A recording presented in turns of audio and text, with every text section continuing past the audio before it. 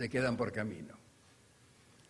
En una de sus poesías, el pastor Braulio Pérez Marcio, que ya fue mencionado, habló de esta realidad cuando dijo: no es el hecho del partir con bizarría, mucho sale el andar el gran camino para estrellarse al fin con su destino en alguna saliente de la vía. Ni es el hecho marchar con la utopía encendida en el numen peregrino para rendirse al fin entristecido en claudicante y mísera agonía. Es el hecho partir bien decidido en no querer descanso en el andar hasta alcanzar el blanco perseguido. ¿Qué importan zarzas que hagan desangrar y que espinas se hundan en tu herida? El hecho, hermano mío, está en llegar. Y ustedes han llegado. Y sin embargo, el llegar con frecuencia abre nuevas oportunidades, nuevas perspectivas, se ofrecen nuevos blancos posibles para alcanzar. Ustedes se han preparado para el futuro, un futuro que se presenta en realidad bastante incierto. Hay pensadores inclusive que nos dicen que no hay futuro, que la humanidad ha llegado a un callejón más o menos sin salida. El renombrado astrofísico Stephen Hawking nos dijo hace poco tiempo que dentro de 100 años no habrá más posibilidad de vivir en el planeta Tierra, que para poder sobrevivir habrá que escapar al espacio. Sin embargo, es un momento de gran oportunidad, de una gran necesidad. Y yo esta mañana quisiera a los graduandos desafiarlos a que salgan, después de haber logrado lo que han logrado, como revolucionarios, a continuar la revolución iniciada por el Señor Jesús hace 2000 años. Pero como Jesús revolucionario, no es que Él era el príncipe de paz, no fue que el Señor dijo: si te hieren en una mejilla, tú le das la otra. Sí, todo eso es cierto. El problema es que la revolución que empezó el Señor Jesús es distinta a las otras revoluciones que conocemos. No fue una revolución al estilo del Che Guevara o de Camilo Torres, fue una revolución basada en el amor, en el servicio a los demás. El mismo Napoleón Bonaparte dijo en cierta oportunidad, por lo menos quedó escrito: Alejandro, César, Aníbal, Carlomagno y yo fundamos imperios, pero ¿en qué descansaba la creatividad de nuestro genio? En la fuerza. Solamente Jesucristo fundó su imperio sobre el amor, y en esta hora millones estarían dispuestos a dar su vida por Él. La revolución del Señor Jesús estuvo basada en el amor, en el servicio a los demás. Un escritor cristiano habló de algunos conceptos de esta revolución cuando dijo: Jesús le dio a sus discípulos una nueva manera de tratar con los ofensores, perdonándolos.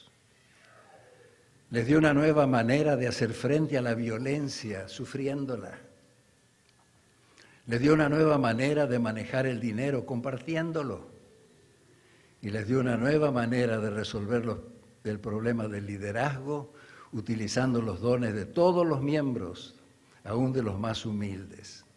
Les dio una nueva manera de relacionarse con una sociedad corrupta, creando un nuevo orden, no destruyendo al antiguo. La revolución de Jesús no destruye, construye, construyendo un nuevo orden que lleva su influencia a los demás.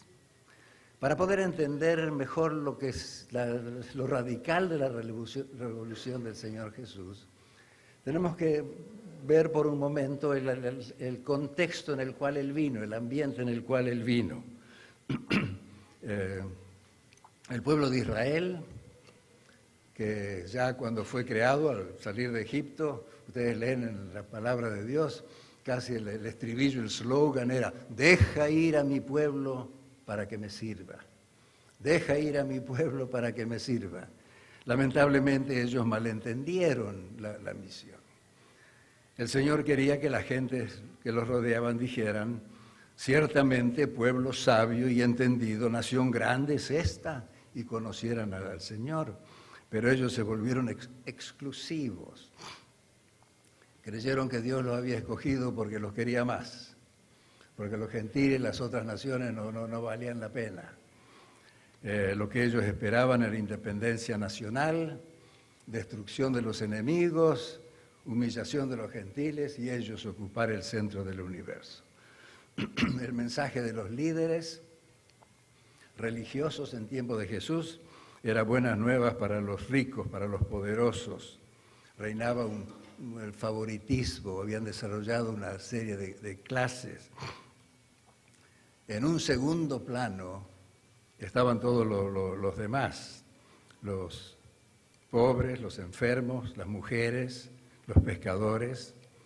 Inclusive la palabra de Dios nos dice algo que cuesta un poquitito a veces entender. Entonces los fariseos le respondieron: ¿acaso ha creído en él alguno de los gobernantes o de los fariseos? Eso era lo que contaban, los que sabían. Y todavía termina el texto diciendo algo que yo creo que al fariseo ese que dijo se le escapó. No quería haberlo dicho, pero así lo dijo. La gente que no conoce la ley, maldita se es. Está bajo maldición. Y con esa gente se juntó el Señor Jesús. Creían ellos que la bendición se conseguía alcanzando alguna de esas esferas más elevadas. Aún los discípulos parece que tenían problemas. Ellos creían que Dios bendecía y castigaba más o menos en el acto, manifestando su aprobación o desaprobación. Y decía que aún los discípulos tenían problemas en este sentido. Uno de ellos le preguntó un sábado de mañana, evidentemente cuando salían de la sinagoga, encontraron un joven que estaba mendigando y uno de ellos, uno de los discípulos, le preguntó al Señor: Señor, ¿quién pecó, él o sus padres, para que naciera ciego? Jesús trastornó los esquemas de la sociedad de su tiempo, enseñó que los principios del reino no están en ser servidos, sino en servir. No está en buscar el beneficio propio, sino en el de los demás. Cuando anunció su misión, en un discurso allí en Nazaret,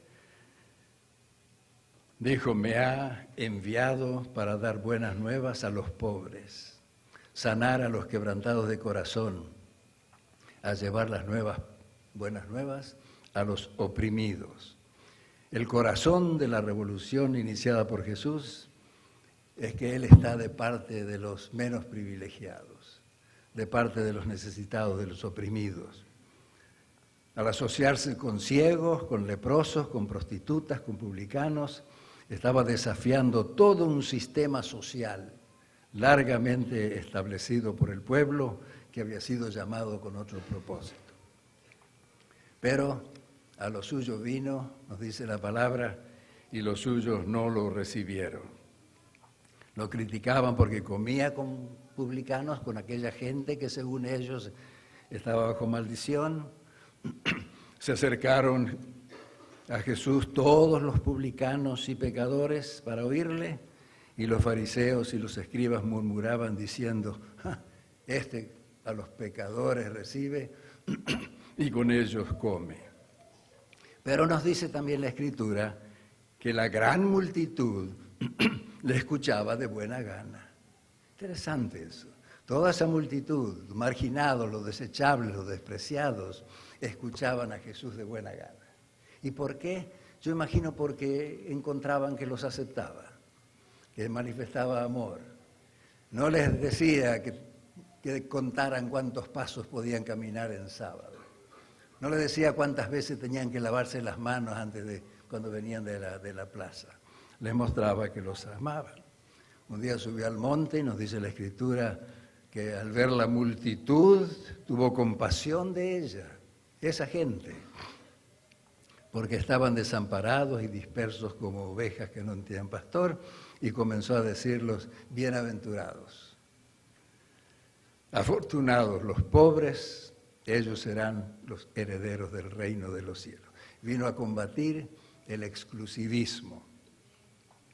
Y el problema de la Iglesia, a través de su larga historia, ha sido la tendencia a identificarse con la cultura reinante, con los que tienen autoridad, que tienen poder, en vez de hacer lo que hizo Jesús, buscar a los pequeños, a los indefensos, a los que no tenían ayuda.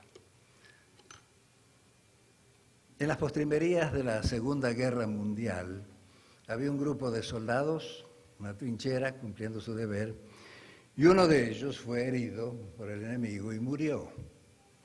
Los compañeros quisieron darle una sepultura honrosa y se enteraron que no lejos de donde estaban había una parroquia rural con un cementerio y decidieron llevar el cuerpo de su amigo para sepultarlo allí. Cuando hablaron con el cura párroco, les dijo sencillamente: no se puede. Aquí en este cementerio hay solamente personas católicas sepultadas y además no hay lugar. Está lleno el cementerio. Así que los compañeros llevaron el cuerpo de su amigo junto a la cerca del cementerio, cavaron una tumba, luego bajaron el cuerpo de su amigo tiernamente, lo cubrieron con tierra, encontraron unas pequeñas maderas por ahí, fabricaron una cruz rudimental y la pusieron sobre el montículo, luego oraron, se secaron las lágrimas y regresaron. Unas pocas semanas después acabó la guerra, estaban listos para volver a sus casas y decidieron pasar a despedirse de su amigo, a decirle adiós al compañero que se quedaba. Pero cuando llegaron allí a la cerca donde habían puesto a su amigo, encontraron que no había nada de lo que ellos habían hecho. Así golpearon la puerta, los envió a atender el cura otra vez, el cura párroco, y le dijo: ay, muchachos, qué suerte que han venido. Me quedé tan preocupado la vez pasada porque vi con cuánto cariño, con cuánta ternura ustedes trajeron a su compañero. Y es verdad que el cementerio estaba lleno, y sin embargo yo lo que hice fue mover la cerca. La moví un poco y él está adentro ahora. Así que ustedes pueden pasar a saludarlo. Esa fue la revolución de Jesús. Vino a mover la cerca, a incluir a todos aquellos que la cultura de su tiempo, la sociedad de su tiempo, había dejado fuera. Todos esos quedaron dentro otra vez. Quedaron con el favor de Dios. El mundo que ustedes van a encontrar al salir ahora a trabajar es muy similar al mundo que encontró el Señor Jesús hace 2000 años. Es también el mundo de los privilegiados, de los poderosos, los que tienen influencia, de la política, del favoritismo. Pero el Señor Jesús dijo: entre vosotros no será así. Interesante, al concluir la misión terrenal, el Señor Jesús, ¿qué dejó? No dejó una organización, no dejó un edificio central, no dejó una cuenta bancaria grande, no dejó ninguna prenda personal que podía guardarse en un museo para recordarle, no escribió ningún libro, ningún folleto. Alguien escribió: Jesús corrió el riesgo de ser olvidado. Todo lo que dejó fue el impacto de su vida, de su amor en el alma de unos pocos pescadores. Y por eso conocemos lo que hizo Jesús, por el impacto de su vida en aquellas personas. Y el Señor Jesús le dijo a sus discípulos antes de partir: como el Padre me ha enviado, así yo los envío. En un libro muy lindo que sin duda ustedes leyeron, The Jesus I Never Knew, de Philip Yancey, él habla del momento en que Jesús ascendió a los cielos después de haber cumplido con su misión aquí en la tierra. Se reunió la gente, Jesús comenzó a ascender y la gente preocupada, todavía uno de ellos en ese momento les dice: Señor, ¿no vas a restablecer al reino de Israel en este tiempo? Que todavía estaban esperando eso. Y lo curioso es que el Señor Jesús no le contestó, siguió ascendiendo. Y los discípulos seguían mirando hasta que lo perdieron de vista. Y de pronto un par de seres vestidos en blanco vinieron a acompañarlos y les dice tal vez un suave reproche: ¿por qué siguen mirando para allá si ya se fue? Y los discípulos regresaron. San Agustín como le llamamos nosotros, hace 1500 años, me parece que trató de captar lo que pasó en ese momento enorme, histórico, cuando Jesús salía, y entonces él dijo: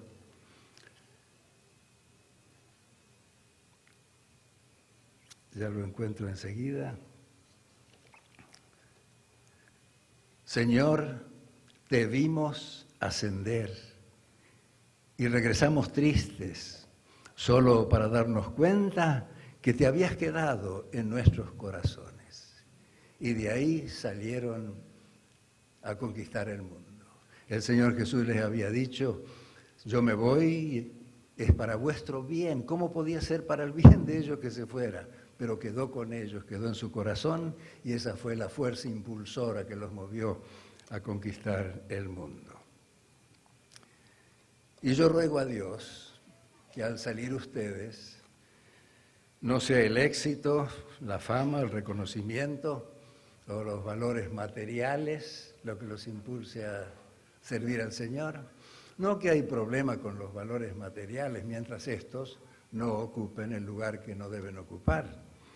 El amado Nervo, el ilustre poeta mexicano, dijo: yo no te digo que la riqueza sea un mal, lo que te digo es que quien vive simplemente en divorcio total de las vanidades, siente que le nacen alas.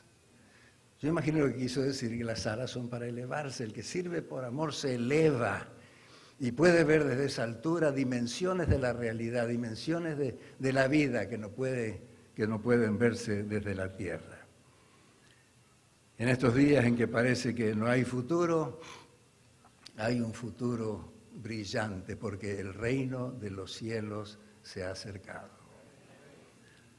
Ustedes están llamados a continuar la revolución iniciada por el Señor Jesús hace 2000 años.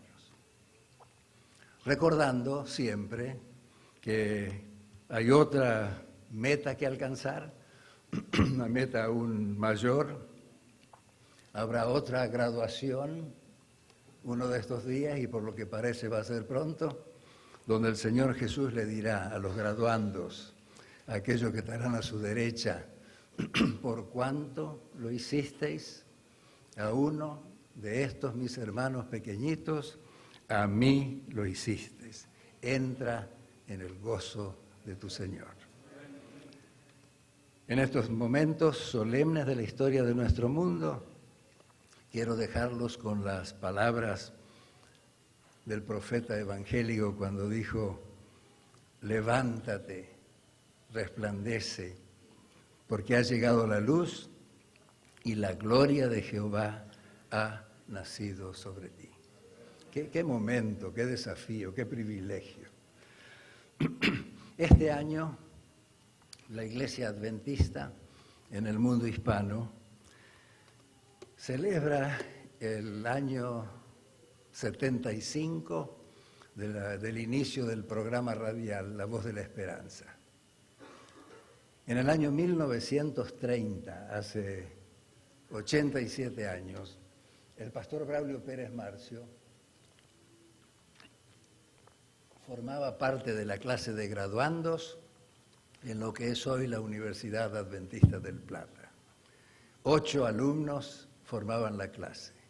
4 graduaban del curso ministerial y 4 del curso normal. 4 pastores y 4 maestras. Para esa ocasión, el pastor Pérez escribió una poesía que fue recitada como parte del programa de graduación por una de las compañeras graduandos. Y yo quisiera leer un par de los versos de esa poesía que resuena con el momento que estamos viviendo hoy.